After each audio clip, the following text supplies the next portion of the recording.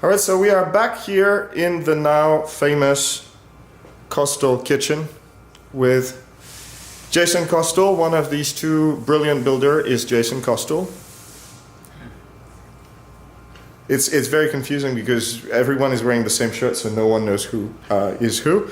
And Karan Singh from Bigfoot Guitars from New Delhi.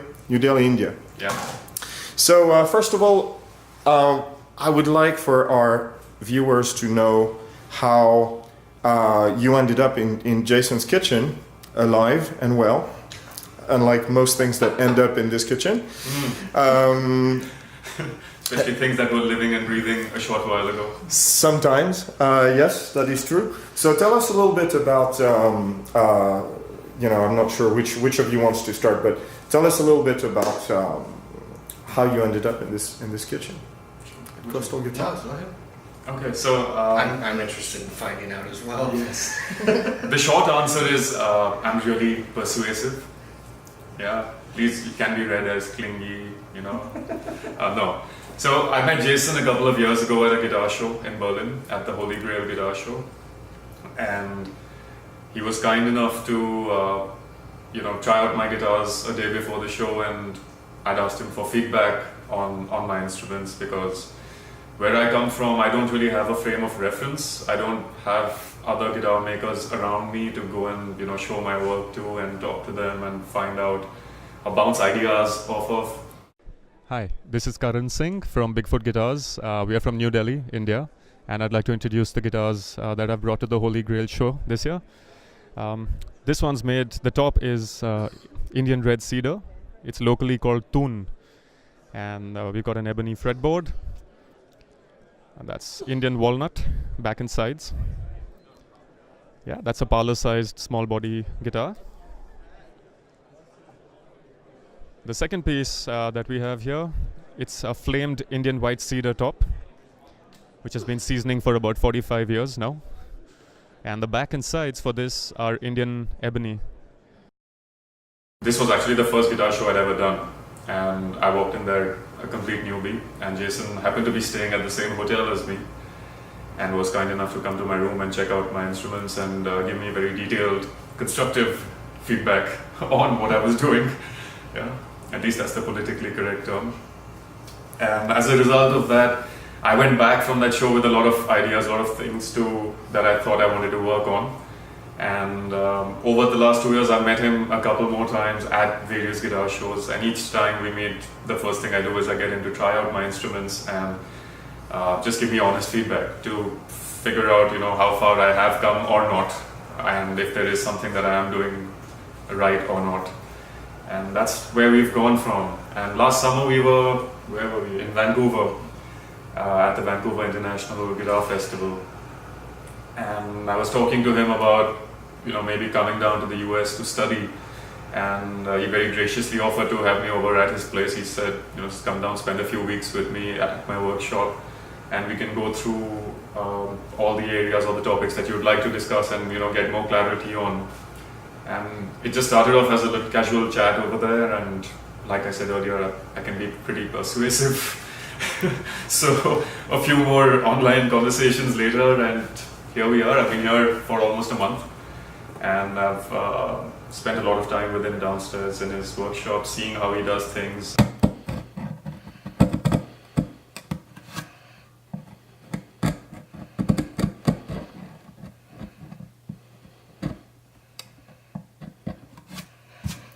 So you're kind of doing this by feel and letting the chisel kind of guide along your scribe line of the lacquer.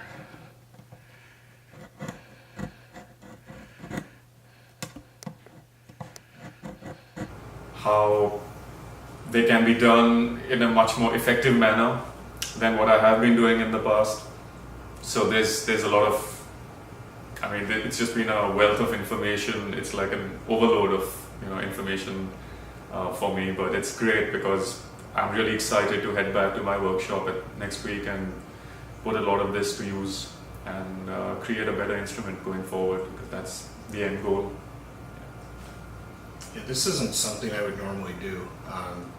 Bringing someone into the shop and in this case into my home for a month, it can take a lot out of you. So, one of the things that was really impressive to me is early on when I met Karen, like you said, he asked for some feedback, and he was very nice in how he phrased it. But I did ask him, do you want real, authentic feedback, or do you kind of want me to tell you did a great job and everything's wonderful and go on? And he was very sincere in saying, no, give me the honest feedback, and I did. And it wasn't harsh, but there were a lot of things that I felt like he could work on and improve on. And what impressed me the most is the next time I saw him and he presented his guitars to me, he had done everything that I told him I thought he should do. And he had done it very well. And I feel like in this day and age, a lot of people ask for feedback and ask for criticism, but then they kind of take the stuff that they like to hear and the stuff they don't want to hear, separate it, and they don't always kind of follow through with it. So to see somebody that took all the information that I provided and then followed through with it and did a very good job at it really impressed me. And each time I saw Karen and was able to play his guitars again, there was this exponential increase in growth in the quality of the instrument.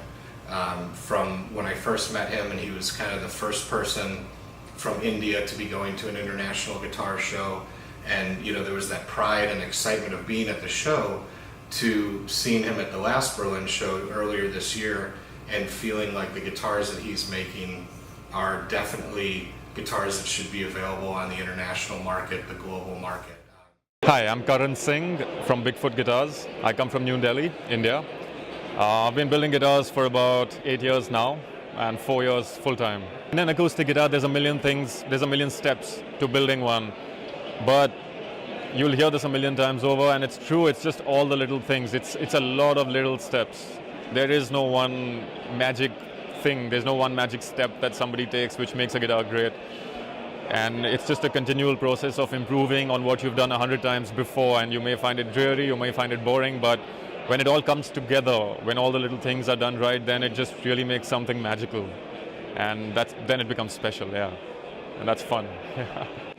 He's got an incredible knack for the craftsmanship and an understanding of the guitar. The guitars sound really good, which to me is kind of the most important thing.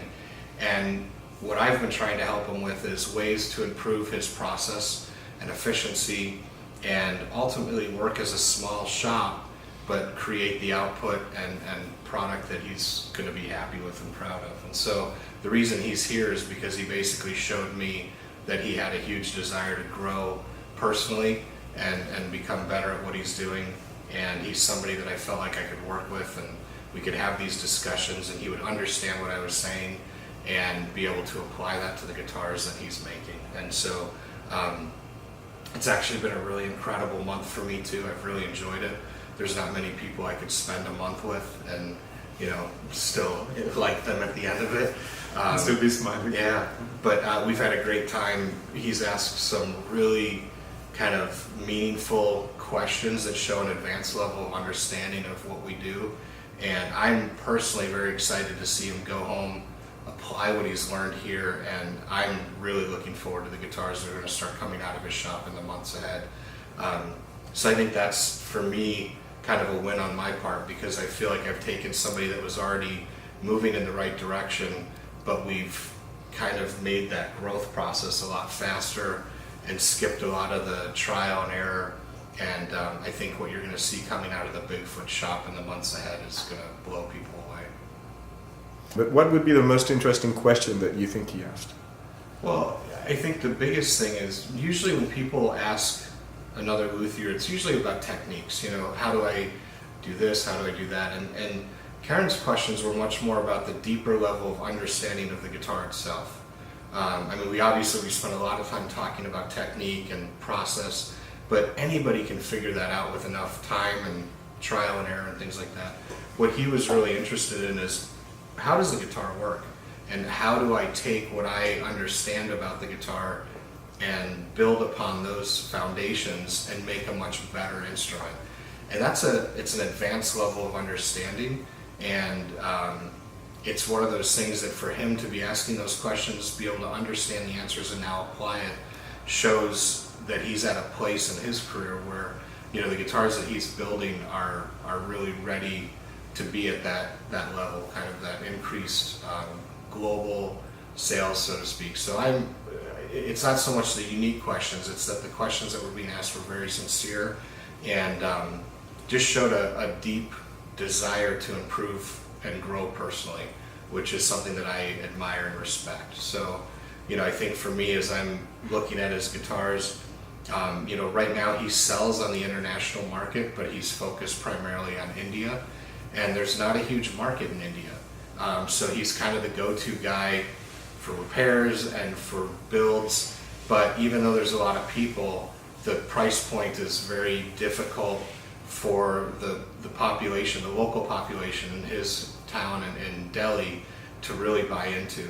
And the guitars that he's building are of a quality and level that are much higher than what he's selling for. So my personal recommendation is if you're interested in getting one of his guitars, now is the time to do it because he's grossly underpriced and I don't think people fully understand what he's capable of. This is just my personal opinion, but the reality is that what I'm trying to help him understand is that the guitars that he's building are on par with guitars being made everywhere else, and they're much higher quality than what he's giving himself credit for. So the reality is that moving forward, Karen's guitars and Bigfoot guitars in particular need to be on a much bigger global scale. You know, they're going to be in Europe and the United States and Japan and kind of those key markets that he hasn't yet necessarily tapped into yet. And it's not because he's not capable or able, it's just not where his focus has been. So, you know, my goal is to help him move into that community, and I think people are going to be very impressed with the quality of the guitars that they get from him. And so, Karen, what is the most interesting answer that you got to any of your questions from Jason? Well, I think that's an interesting question. More than the actual answer itself, I think it was what I really enjoyed and appreciated in my time over here is he doesn't get frazzled by any question that I ask. He doesn't get annoyed or irritated or look at me like that's the stupidest thing I've ever heard anyone ask. He may be thinking it, I don't know. Yeah, but at least it doesn't come out. So more than there being any specific interesting answer, I think what I really appreciated was the way Jason would take any question that I would ask him and answer it in a really positive and sincere manner. I think that's something that I really enjoyed. There was never an expression like, "Man, that's a really stupid thing you're asking me." It's always, he takes the time to explain every little question, every little doubt in a really thorough manner, and that's something that is extremely helpful because his idea is to help you understand the big picture when you're looking at an instrument. It's never about just that one little thing that you're doing, and it's worked for me at least. I mean, it's the way I've taken information the best, I think. So it just made a lot of sense being able to understand how every little step really contributes to and impacts the overall instrument. Because at this point, we're not really discussing the ground level basics of how to build a guitar. It's more in terms of how do I take a guitar and how do I really make it step up to the next level and make it really out of this world. Or that's the idea. And given that context, I think the discussions were extremely interesting and meaningful, and I've got a notebook full of notes now, which is something I've never done in my life, take notes. I've got a bunch of them. Yeah.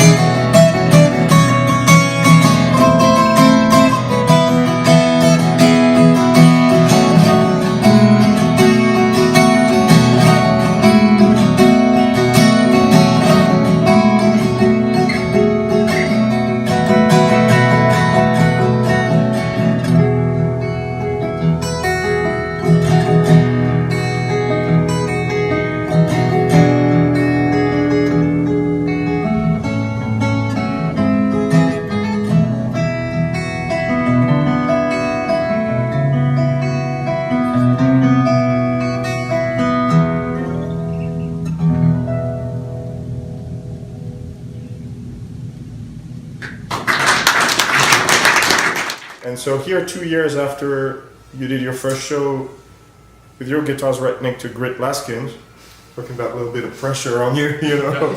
No pressure at all. I mean, No pressure, I'm just gonna put my guitar right next to Grit Laskins, no big deal. You're here with Jason in the kitchen, you know, sort of wrapping up about all these emotions and experiences that you had with him over this month that you stayed here. So if you guys want to start with, you know, maybe how you met at the Holy Grail and that kind of dynamic, or you know, kind of have a conversation with it. sure. Well, I think, you know, Karen kind of already covered a lot of it, but essentially, you know, the Holy Grail show, I think, is probably one of the finest guitar shows put on right now. It takes the best aspects of some of the other shows that I used to attend that are no longer around, and really creates a well-organized event that is well attended. And for me, what makes it special, maybe a little bit more so than for Karen, is I don't have access to a lot of the European builders as much as I do the American builders. I can pick up the phone, call any of the US builders any day of the week, and we can talk and have that conversation. But the European builders, because of the time zone difference and things like that, it can be a little bit more difficult. And so while I'm friends with them and I can email them, the interaction isn't there as much. So going to the Berlin show for me is partly about being able to interact with clients and potential buyers in Europe, but it's really, for me, about interacting with the builders and networking and building those relationships and things like that. And I think the EGB really was created to try to do that. My understanding is that within the European guitar community, the luthiery community, people didn't always feel comfortable sharing information and helping one another, and we've always done that pretty well here in the States. And so I think the creation of the EGB has created a group of luthiers where everybody kind of comes together, helps one another more so than maybe they did in the past, and it's an amazing thing. And I feel very honored to be a part of the EGB as a guy from the United States. And so the show is an incredible opportunity, and the biggest thing that I take away from that is the relationships that I gain by going there and meeting new people. And Karen was just one of those people that I had not met before, and I met him, and here it is 2 years later. You know, we have an incredible friendship, we have an incredible professional relationship, and I think enough of him that, you know, I said basically come and hang out in my home for the next month and let's talk about guitars. And like I said, that's not something that I would normally do for somebody. So this relationship and more importantly the friendship would not have been created had it not been for the EGB and the Holy Grail Guitar Show. So for me, that's a huge deal to be able to show that what they're trying to accomplish is actually being accomplished. And this relationship and the fact that he's here right now and I'm going to be going to India in March to go spend time with him is a very quantifiable way of saying that these relationships and friendships are being created. And more importantly, the professional side of it, you know, being willing to help someone in another continent that's trying to do what I've done and you know, help him get to the point that he wants to get to. And learning is a two-way street. You know, I mean, I've learned things from him. It's not, you know, I'm some wise master that knows everything. I don't even come close to thinking I know everything.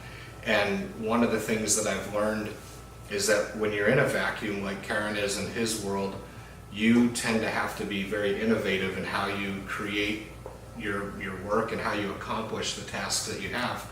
So sometimes the ways that he's come up with doing something is very different than the way that I do it, and all of a sudden you're like, wow, that's a great idea. You know, I want to take that and kind of run with it. So the learning's been definitely two-sided, and I've grown a little bit as a person as well, and a builder, and it's been a good experience. What has it been for you, Karen, despite all the physical abuse and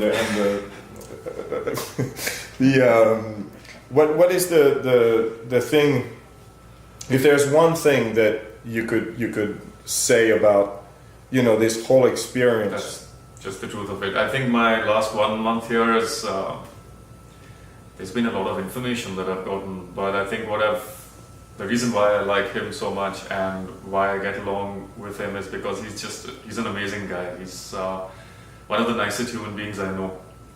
And he approaches almost everything in life the same way, which is just with positivity and with this eagerness to try and make things better, whatever that may mean, or help, or improve someone's situation. And most of the time it has nothing to do with guitars. And if there was one learning that I go back with, that's what it is. As a result of that, if I can make a better guitar, then all the better. But I think that's a lot more important to me than being able to voice a guitar properly at this point. Thank you. That means a lot to me. And Jason, despite the physical abuse as well, and what would be the same question basically? You know, if you could tell us what this experience brought to you, I think one of the things that I took away from this, I think I take for granted, and many of my peers take for granted, the ease with which we can create the guitars that we make here in the United States. Tools are readily available, materials are readily available, they're affordable. And so I guess I've always evaluated everyone else around the world to be kind of in the same boat, you know? And so when I see craftsmanship that is maybe not to the level that I expect it to be, I immediately assume it's a skill level type thing. And what you start to realize is that, you know, I have access to incredible router bits or chisels, or, you know, there's just tools that I have that make my life and my job easier and allow me to do a better job. And people don't have access to that all over. As Karen's been here, he's been buying up every single thing that I have in my shop and putting it into a suitcase, because it's not that he can't get the tool, but the tool may be $20, but it's going to cost him $300 to ship it to India. And when you do that over and over and over and over again, he can't make a living if he's paying 25 times the going rate for every piece of material or every tool to build his guitars. And it really opened my eyes in the way that, you know, for him to do the work that he's doing in the shop that he's in with the materials and tools that he's doing is mind-boggling to me. In that regard, it's almost a higher level of craftsmanship than what I'm used to, because I have things at my disposal that make it very easy to build great guitars. And that was kind of a big takeaway, and that's part of the reason why I want to go to India next year. We've already kind of planned the trip, but like to really understand, wow, you know, not everybody walks into a shop and has, you know, 3 bandsaws or, you know, whatever. I mean, it just, there's a lot of people that just don't have access to the stuff that we do. And so that's been kind of a huge learning experience. You know, there's times where I would just turn and be like, well, why don't you just use this? And he's like, it's not available in India. You know, or I can't get the one that you have. I can get one from China that's lesser quality and it breaks or whatever. So it's these simple solutions that I take for granted. In our discussion, there were a lot of times where he was just like, that's not an option for me. And so we've had to problem solve and figure out, you know, how to get around some of those things. And oh, by the way, he's going home with like 250 pounds worth of new gear. So I gave him another suitcase. He bought another backpack. So I mean, I'm going to go back and construct another room to put all the things that I'm going back with. So it's pretty funny because literally he's going home with almost a full shop, which again shows you the dedication and determination. You know, because not many people would do that. I'm willing to face my wife once I get back. There's been some interesting conversations as the credit card bills have come through since he's